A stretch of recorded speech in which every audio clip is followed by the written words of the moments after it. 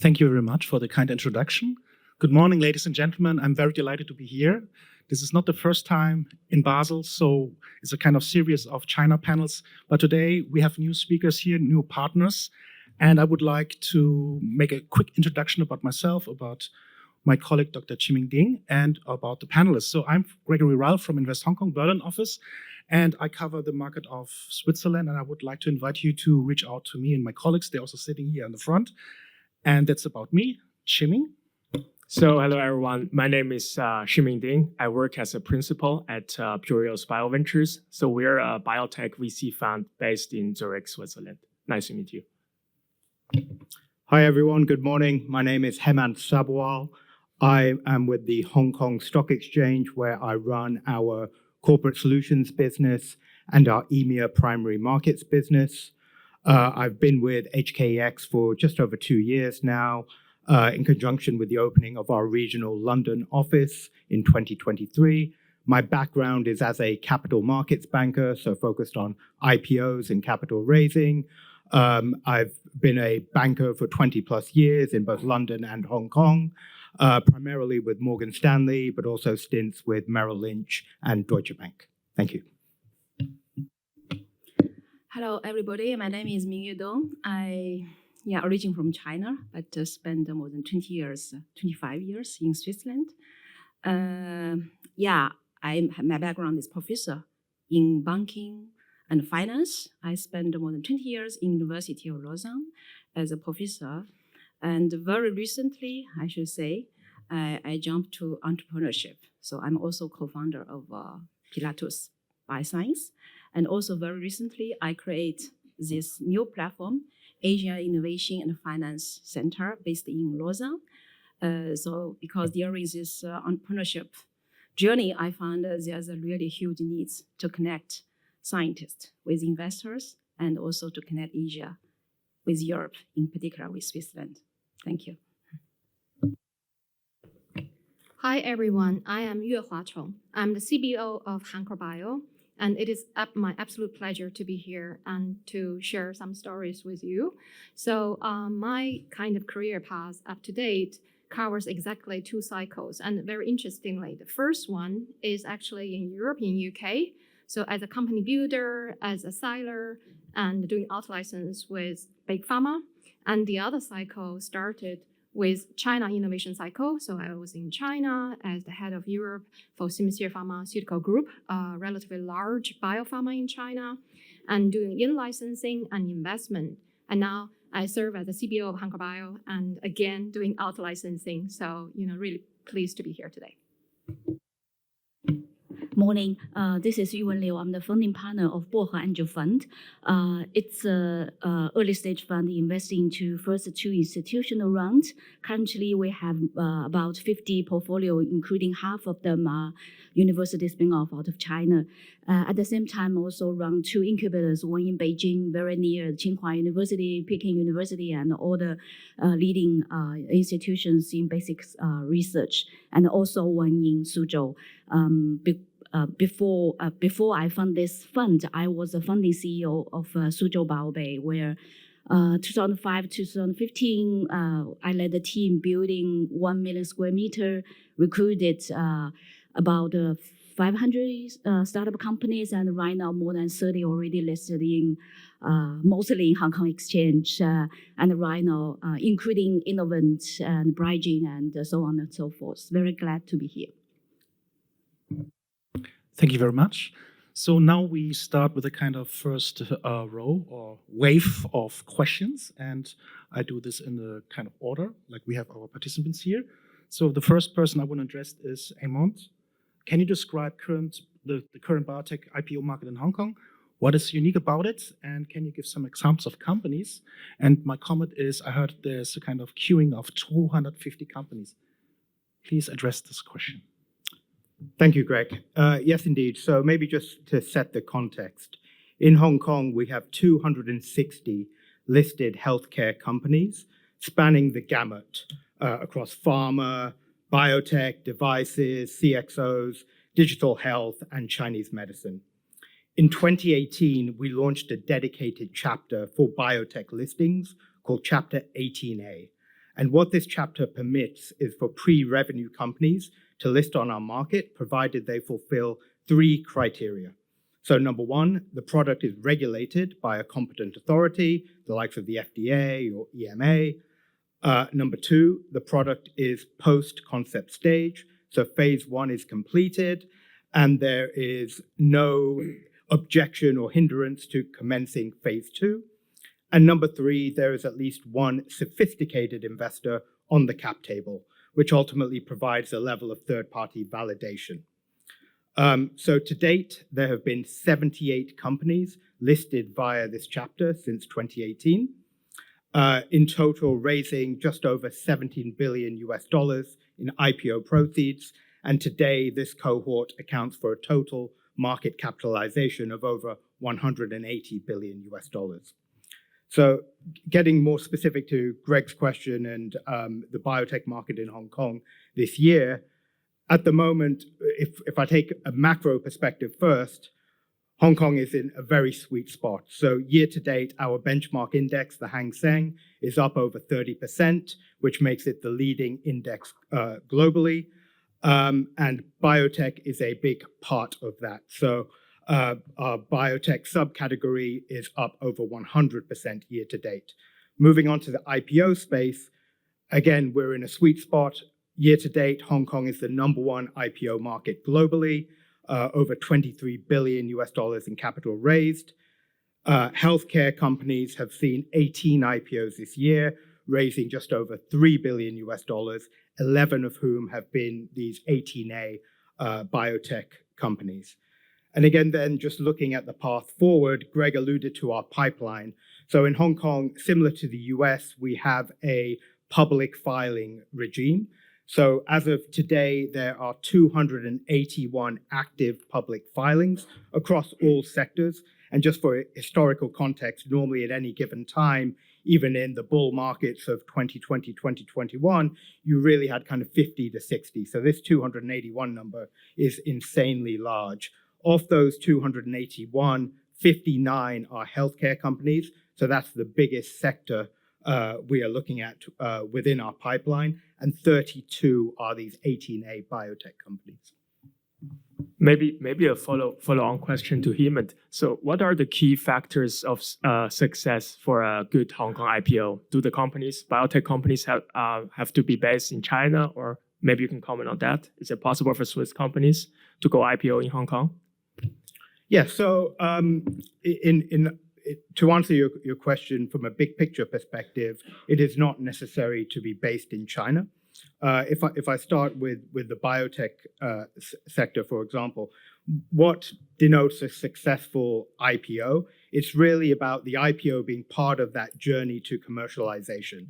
And certainly relative to some of you in this room, that journey may be in the middle of the IPO may be the middle of your journey, the IPO may be the end of your journey if you're a more VC investor and that's really your monetization opportunity. But for the company itself, that is just part of the journey. And when I look at our cohorts, I look at success as the ability to continue to raise capital after the IPO in order to further fund that commercialization prospect. So I've talked a lot about IPO. If I then look at companies that are already listed, who then raise capital on our market, there's been 14, those 78 listed 18A biotech companies I mentioned earlier, they in total have raised 14 billion of additional capital post the IPO to continue to fund that journey. So I think that continues to be a key part of it. And then as these companies approach commercialization, really showing levels of profitability is critical. So of, again, those 78 companies, 11 have what we call graduated to being fully fledged companies on the Hong Kong market. So that's really from a biotech specific standpoint. To address your second question, Ximing, in terms of international companies, I'd say, I mean, honestly, that's kind of why I'm here as a Hong Kong exchange representative at a European biotech event. If that wasn't the case, there'd really be no point in me being here. So maybe a little bit of a history lesson when it comes to international companies in Hong Kong. If we go back many, many years, we have a handful of financial services companies that are from this part of the world that are listed in Hong Kong, the likes of HSBC, Standard Chartered, Prudential. Fast forward to about 10 to 12 years ago, we then had a cohort of European consumer and luxury companies list on our market, the likes of Prada, Samsonite, L'Occitane. If I look at our market today, it's really about international companies that are within select pockets that Hong Kong and Chinese investors really understand. So year to date, we've had 5 international company IPOs, of which one has been a biotech. So this was a Singapore headquartered RNA diagnostics company, which raised a couple of $100 million with us in May. What was interesting about this company, and it became the first Southeast Asia company to be listed in Hong Kong in the biotech sector, but 2 Chinese strategic investors participated in the IPO as a cornerstone investor, really validating the story from a regional perspective.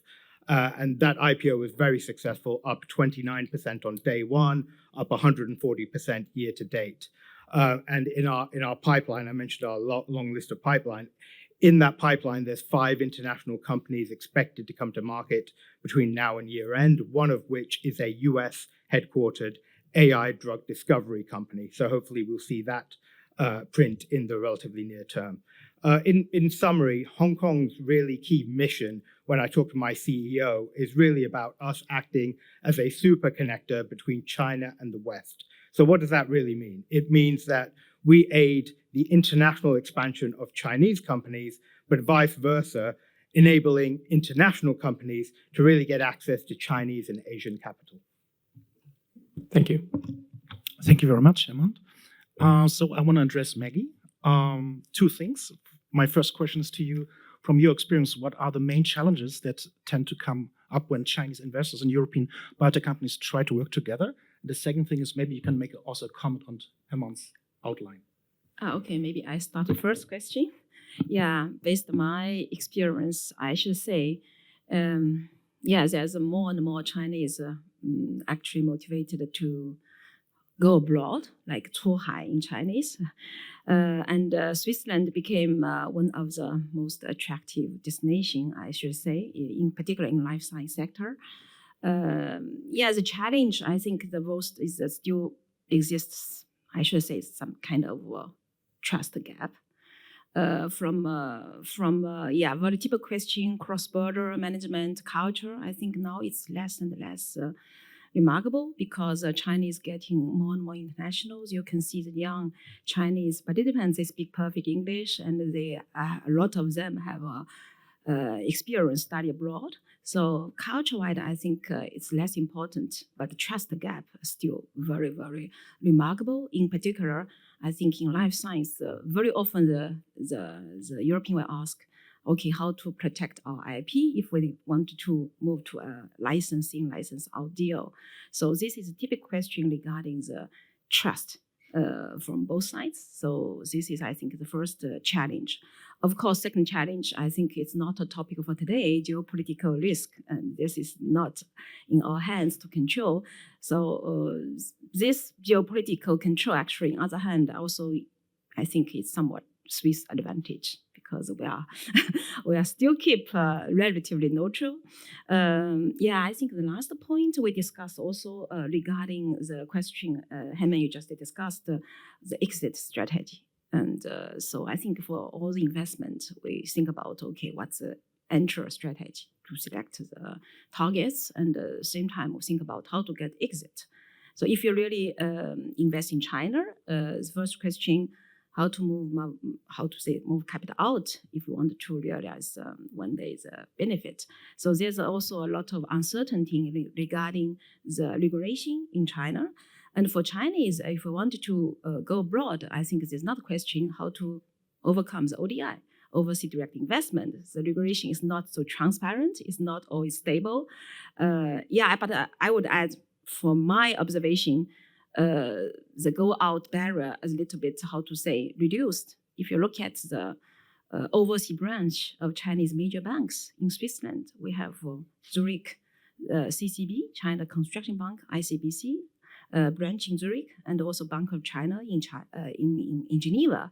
So all these type of, I think, presence of Chinese major banks is also show very positive signals that Chinese company want to go abroad.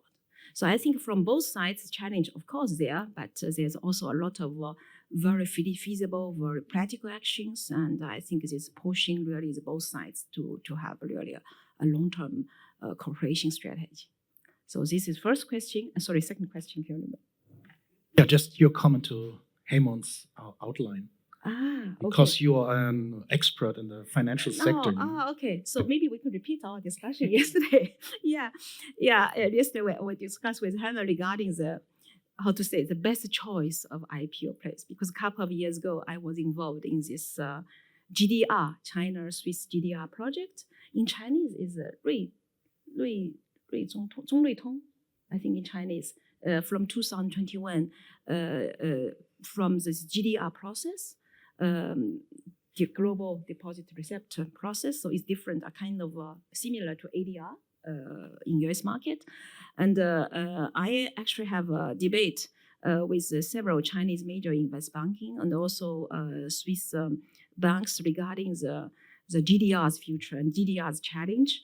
And for the moment, it's quite silent, this GDR, but it's really very booming, I should say, three years ago.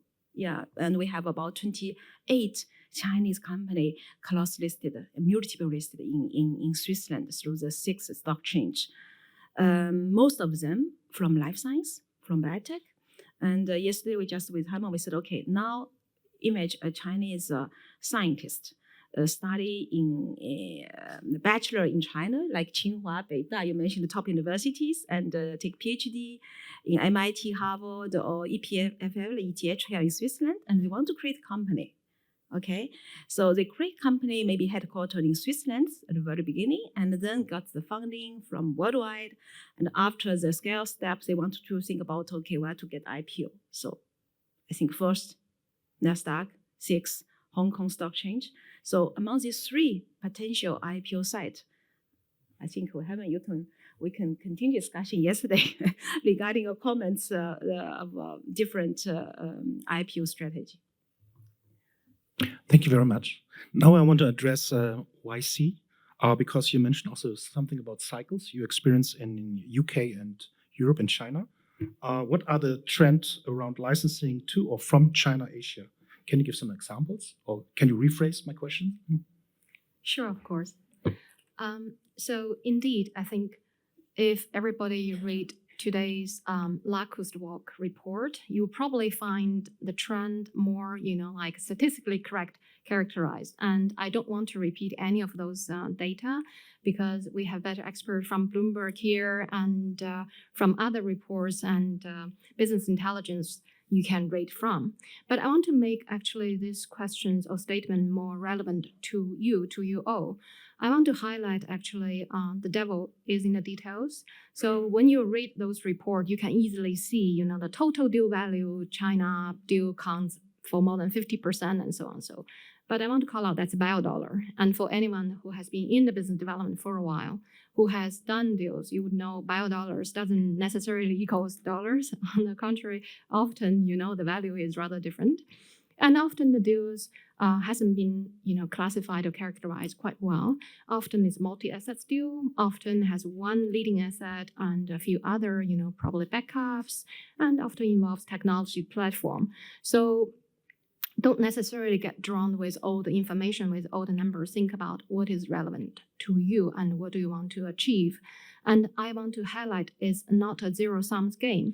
Doing a deal, meaning that, especially when I sit on both sides of the table, not at the same time, but given that I have the perspective from both sides, I think it's always important that from both sides, people trying to create more value rather than, like I gain is your loss. So that mentality is rather important. And the third probably is always have the global perspective, because I think in our industry, especially in therapeutics, I think is a tournament. I just talk about it's not a zero-sum game, but at the same time, there is positioning. So if you are, extremely aware of the time, of the speed, as well as the quality of the data you generated suitable for global regulatory authority, I think you probably will have a winning hand. So I would just pause here and definitely welcome the audience, input on this topic, because I think interaction is far more interesting than just a monologue. Maybe a follow-on question to Yuehua. So recently, the product of Idorsia got approved in China by Simcere. So I guess you worked on that deal. Could you maybe talk a little bit about how you came to the idea of in-license a product, sleeping pill, from a Swiss mid-sized company? And maybe you can comment a little bit how your initial interaction with the Idorsia team and what was the demand in China then? Sure, happily. That was my previous job. So when we were at Simcere Pharma, and even now, I think I just talk about my last talking point is global perspective. So whatever we do, not only in licensing, out licensing, we always look at global landscape. I think it has been sufficiently covered by the previous panel.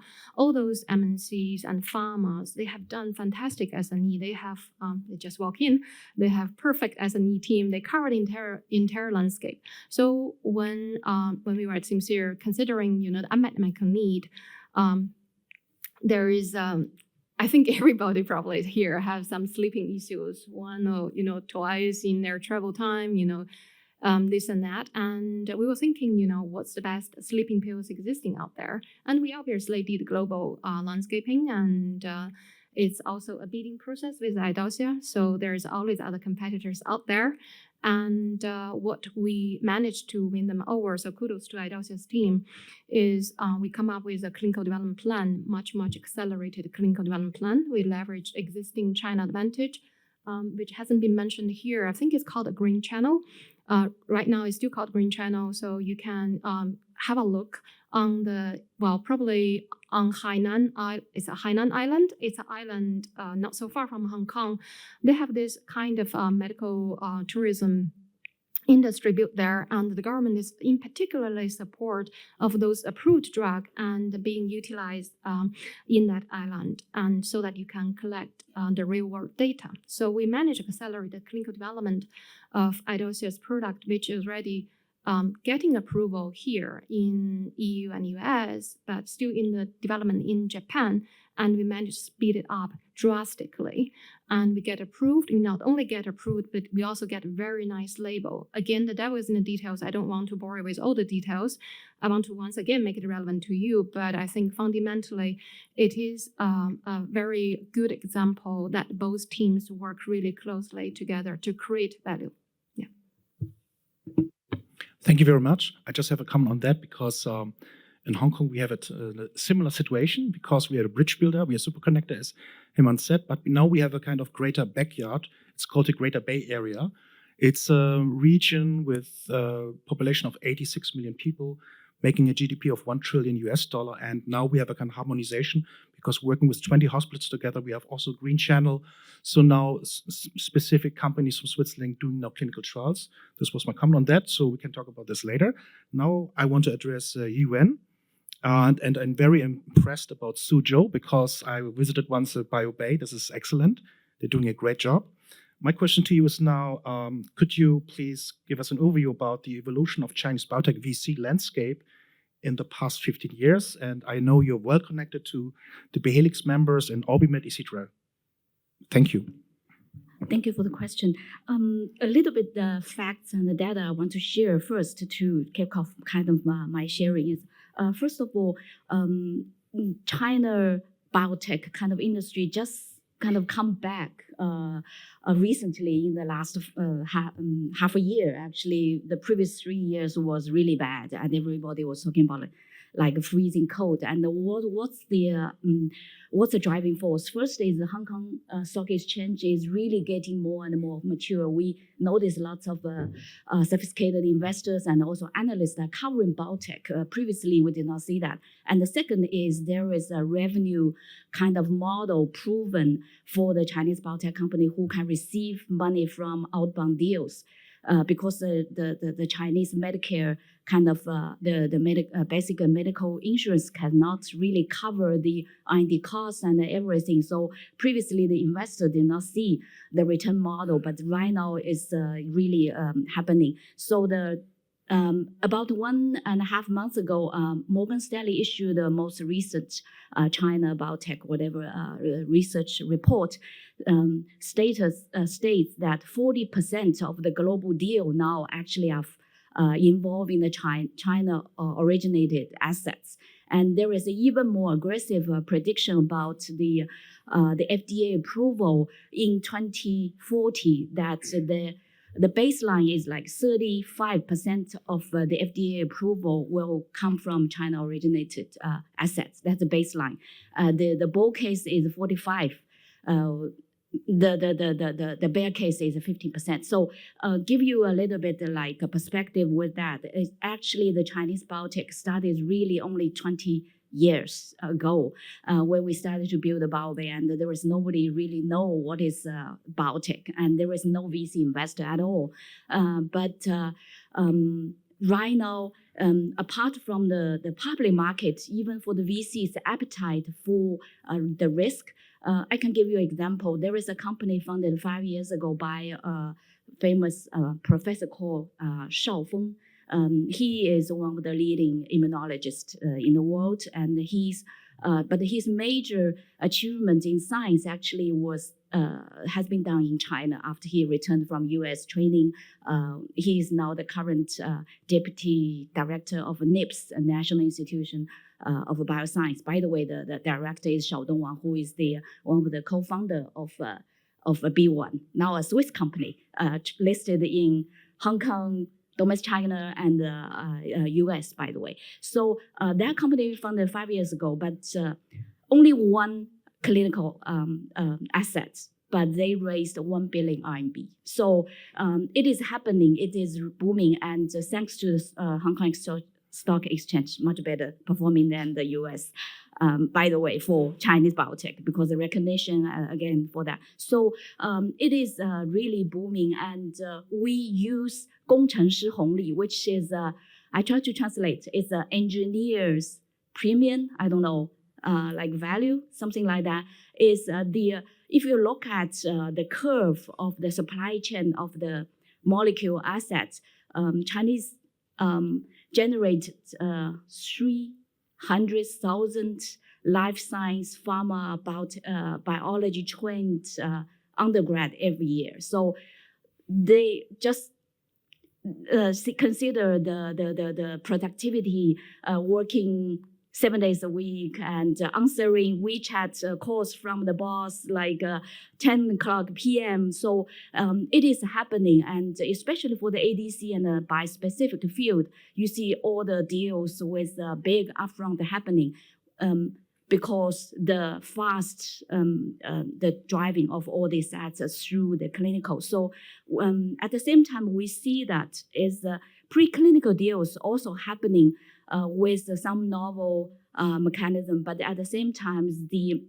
phase 2, phase 3 assets with the big already clinical proven kind of data, but in the oncology and TCE field are also happening. So I'm kind of blubbering because all these elements are happening dynamically in China.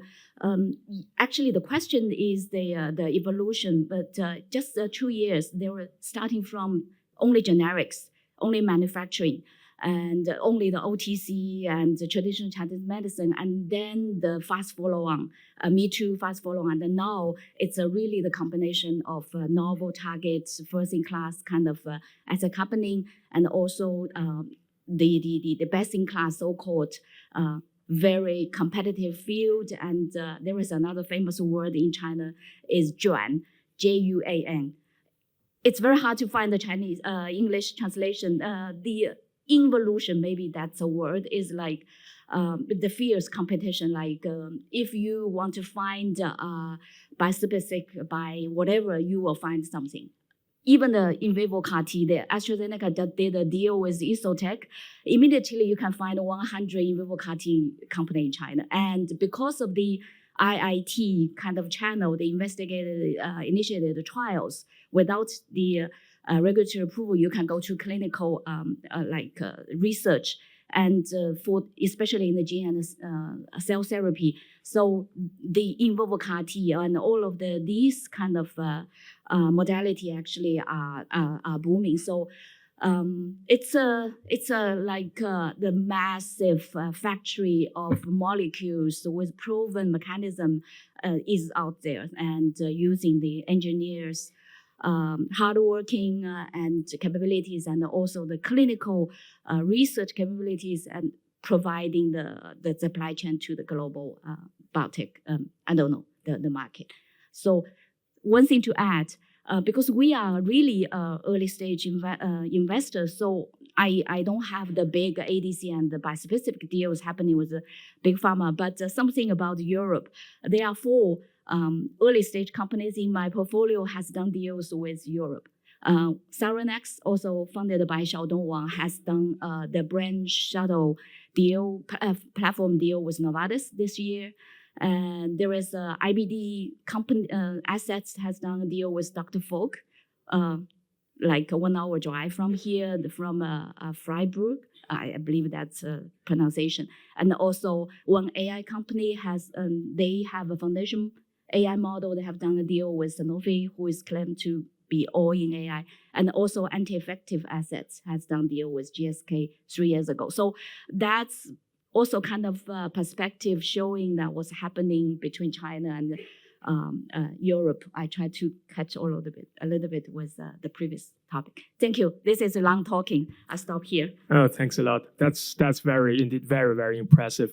So maybe a follow-on question, talking about early stage biotech companies. So what's different from Chinese biotechs versus compared to Western biotechs? I've heard like founders, scientific founders tend to play a bigger role in China. Is that true? Definitely, because the seasoned CEOs are busy working on the best in class. So most of the novel things actually are still in the hands of scientists who work like 2 jobs. So that's a challenge for those companies, because still down the road, you have to really a drug discovery kind of activity rather than a scientific like exploration. So that's a challenge, but it's happening. Thank you. Yeah, thank you very much. This is very impressive, Yuwen. This reminds me of a kind of deep-seek momentum in biotechnology in China. So this is my phrase to that. Now I want to address Hemant about the additional question. Is it possible for Western companies to tap into the Chinese Asian capital markets? Yeah, so maybe just to elaborate a little bit on what I said earlier. What we also have in Hong Kong, which is very unique, and in this day and age, capital is very global. So if there's a fund manager sitting in US West Coast and they like a company that's listed in Asia or in Europe, in most cases, they can now invest in that. But what is unique is the onshore mainland China investor. Around 10 years ago, Hong Kong Exchange, together with our peers on the mainland, the Shanghai and the Shenzhen Exchange, entered into what we call a stock connect arrangement. And what this does is it basically allows onshore investors, both institutional and retail, to go via their local exchanges and invest in select companies that are listed in Hong Kong, and vice versa for international or Hong Kong-based investors with mainland Chinese companies. Now, in 2020, the biotech 18A sector was added to the list of stocks eligible for Stock Connect. So what we see now with select biotech names listed on our market is 30-40% of their average daily trading volume or their overall shareholder register actually coming from these mainland China investors. So what that means for companies listed in Hong Kong, it really is critical to be on the front foot when it comes to marketing to this mainland cohort of investors. So getting C-suite to do their roadshows and join conferences on the mainland, ensuring the ecosystem is right around these companies. So we touched on earlier about research analysts and the like. So ensuring you are getting research distribution in Chinese language that is being disseminated into the mainland as an example. But even from a more big picture perspective, this cohort of investors accounts now for about 25% of the trading on the Hong Kong market. So that really is the unique angle. Just in terms of, again, international companies listed in Hong Kong, it really is a big thematic for us. That's part of the reason why we as HKEX have opened offices up globally. So as mentioned, I joined in conjunction with our London office opening in 2023. We opened Singapore in 2022. We opened New York in 2023. And we've announced this year we will be opening a Riyadh office to cover the Middle East as well. So it really is about encouraging global companies to come and list in Hong Kong and tap that Chinese and Hong Kong investor base. If I may just add a little. Yes, please go ahead. Yeah. So basically, previously, when I work at Sincere, we also, as many of the pharmas actually, they don't necessarily have a matured kind of corporate venture arm, but often the big pharma, biopharma, or massive, like MNC equivalent in China, they have their dry powders and they often deploy their investment strategy through BDs as well. And often, I think through the BD interaction, you can be very flexible and creative. And sometimes we have the equity element as part of the deal, and sometimes we invest directly, and sometimes we work with brilliant local fund as their LP or as the LP of external, like a China fund. So one thing to bear in mind is right now in China, I think the general investors, registered general investor, there are 23,000 generalists, and some of them obviously specialize in life science and pharma industry. So find the right one, and find the right one that who may have easier kind of vehicle to deploy the capital that of your need is quite important. And just echo what Hemant has mentioned, be there in that system and make yourself seen and make your story heard is quite important. And there are plenty of conferences and events like this. Yeah. Thank you very much. Now I want to address Maggie. I know that you are a board member of a promising biotech company from Lausanne.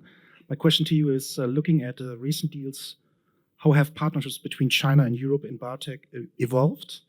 And what should companies keep in mind to make these collaborations more successful? Thank you.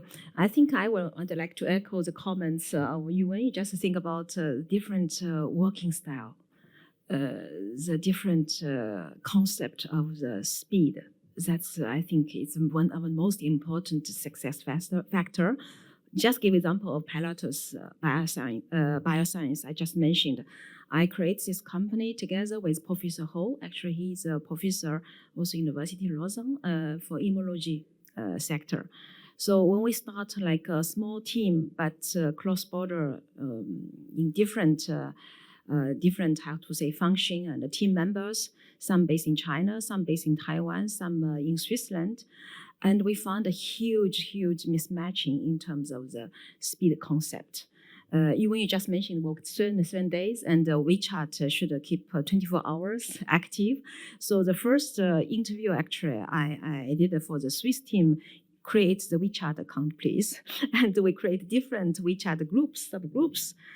So this is, I think, one of the most success factor for European teams in order to really make a kind of, how to say, catch up the Chinese speed. It's the first important, the correction of the concept. Of course, second factor, I think it's risk tolerance. We have a lot of discussion about the capital, the fundraising. I think this is the biggest challenge for the startups, in particular for the technology transfer from scientist-based laboratory outcome. And the fundraising in Europe, in Switzerland, I think it's very big, still very challenging. I think Ximing, you will give more inputs on that. And if you work with if you look at the Asian side, Yuwen just mentioned the very successful BioBOHE, but very typically it's for the middle stage, not early stage. So there's still, I think, the capital gap for the early stage startups in biotech science. In particular, again, I mentioned the risk tolerance. So in general, I should say Chinese aging people have much higher risk tolerance than the Europe, in particular for Swiss investors. In particular for biotech, it's really a long journey and high uncertainty, and the risk tolerance is also a huge gap, I think, to really bring together the teams from different actually aspects. So this is my two, I think, notice regarding the success factors. You should really match in terms of the management style, the working style, and of course, there's also some regulation, harmonization work we should adapt. But this is external factors again. Okay, so maybe Yuwen, you can have a much more share. You already have some successful stories. Thank you. Actually, Thank you very much. Yeah. Oh, please go ahead. No. You go ahead. Yeah. The thing is, I have now an interesting point because we have now 9 minutes left. I would normally have more questions to the panelists, but I think based on the remaining time, I would like to address the audience now. Now we have the famous Q&A session. Please raise some questions. Wanted to ask you a quick question. So, as we know, for now, China, as it's written over there, mainly out-license and doesn't pursue commercialization outside mainland China or Chinese-related territories. Do you think that as time goes and as they expand, they will enter commercialization in terms of European markets and American markets and be a true big pharma in China? If I may take the question. So I think everyone need to notice that, as Yuwen said, the biotech industry exists 20 years ago in China, and we just went through the first innovation cycle since 2016. So China biotech industry and pharma industry is still relatively young, embracing the global, stage. So I completely agree. I think your prediction that it will come to the stage that the China pharma will have presence outside of China and doing commercialization as well. It just takes its time and the steps, especially in Europe, is 27 separate countries. And what shall we do step by step or with local pharma partners? And the previous case of my previous company is actually we always go with local partners hand in hand. And often that echoes the concept of generating more values together when you have compatible capabilities. I believe we have one more. Sorry, first there, but we have time. We'll get to you. Yes, thank you very much. Very interesting. What is a typical process duration to list in Hong Kong? And is there a queue for a new biotech to enter this market? Sure. Why don't I take that? There's no queue per se. The process really depends on what state the existing company is in terms of existing level of financials, existing details, etc. But typically from start to finish, an IPO process is give or take 6 months. So relatively similar to US or European exchanges. There isn't, as I mentioned, there's no formal queue per se.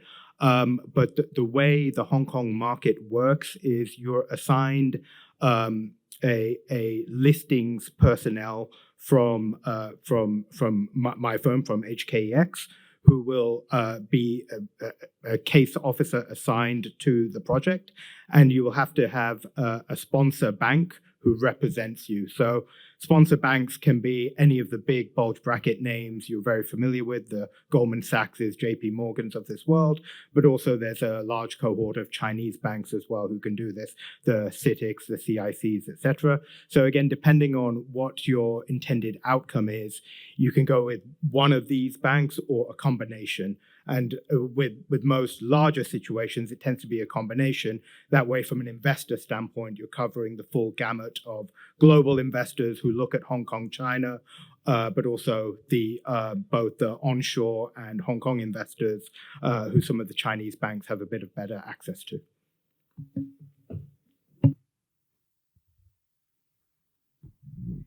Oh, so hi, my name is Shirley, and so I have a health tech based diagnostic startup funded by Y Combinator, and so I live in Beijing, but I actually just did my education more in the U.S. California. But I really love Suzhou when I visited. Like I really like the culture, there. I have this nostalgia for like the Confucianism and the culture. So I'm just really curious, like, what is it like to like be a startup founder in Suzhou or like in other parts of China? So sorry, that's a very general question, but I'm just like really curious. Let me kind of address the first question and also come back to I try to put together. We often chatted about what is the ideal model or channel of the innovation. At least 40% of the global innovation actually are from Europe, but given also the situation, so the small startup company can, or maybe US, can find a partner in China. Say you license the China rights, or even form a joint venture like some equity swap to the Chinese biotech or pharma. Actually, Chinese pharma are one of the major also our licensing assets providers. So the clinical proof of concept, if it's a gene and a cell therapy, you can do it in China because you can have IIT. Otherwise, you file for US FDA first, which is still faster for the novel mechanism. Then you do Australia clinical proof of concept.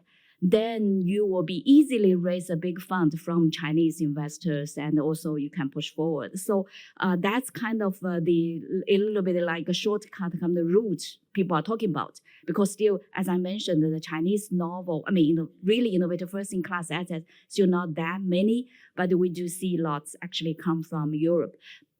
I know the trust issue, the times working spirit issue. So let each part of the world doing the different things.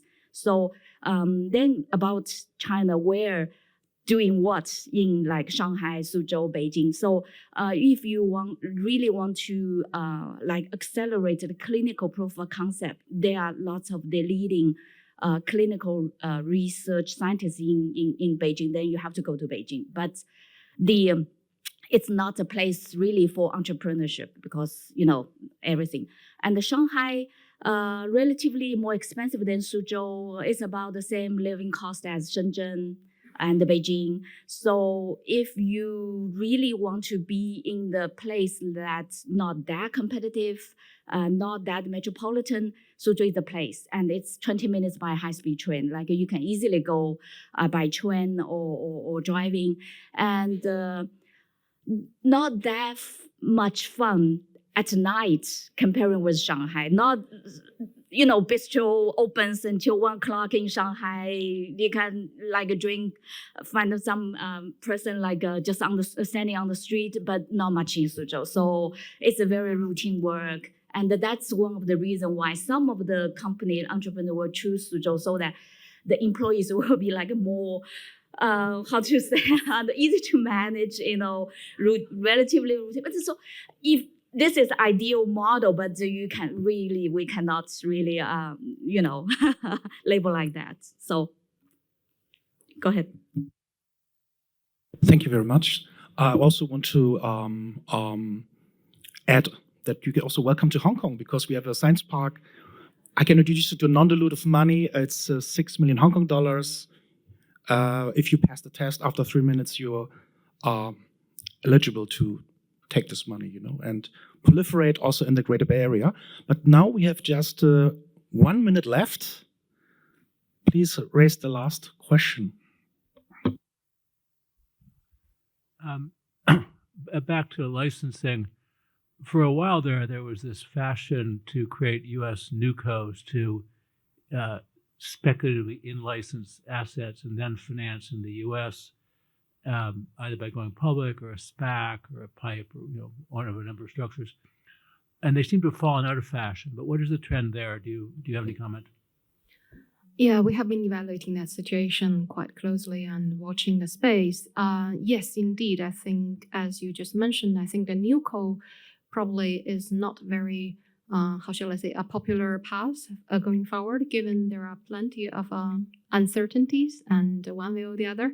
But increasingly, we are a global kind of community, and we want to move things forward. So now licensing is taking more of the trendy, kind of spotlight. But sooner or later, I think there will be, there are already U.S. investors coming all the way to Singapore, kind of geopolitically neutral location, and then the Chinese company or assets come to Singapore and creating new co there. So there are different ways, but fundamentally, it all suits the purpose objective that the individual company trying to achieve. Yeah. Thank you very much. So we come now to the end of the session.